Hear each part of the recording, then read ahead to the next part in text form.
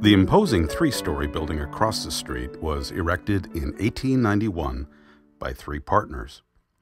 One of the investors was a local Masonic lodge, which has used the third floor continuously for more than 100 years. If you look up, you'll notice several Masonic symbols on the building. Jacob Klossner, a hardware merchant, used the ground floor for his store. But the most prominent among the investors was the law firm headed by John Lind. There is a bit of irony in that while New Ulm's heritage is German, John Lind, a native of Sweden, is its best-known political leader. When the Masonic Hall was built, he was finishing his third term in the U.S. House of Representatives.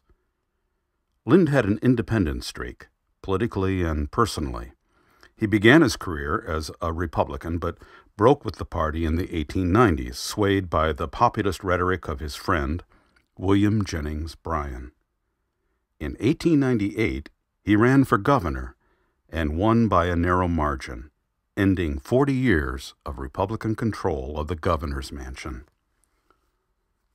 When word of Lind's victory came across the telegraph wires, a crowd gathered in the street in front of the Masonic Block, while a band played a serenade to the new governor of Minnesota.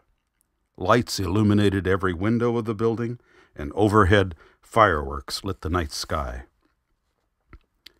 But Lind's independent streak made enemies, notably Harry Black, the editor of the St. Paul Dispatch newspaper, who ran column after column criticizing the new governor. When Lind narrowly lost his re-election bid 2 years later, his first act was to march down to the Dispatch's offices to confront the editor.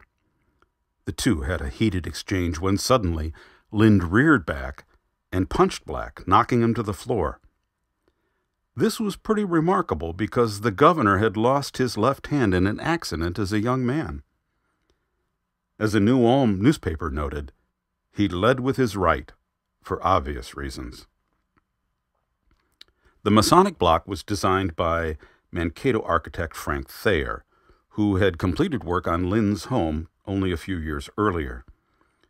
Thayer designed many prominent buildings in southern Minnesota, including the Park Hotel in St. James and the Murray County Courthouse in Slayton.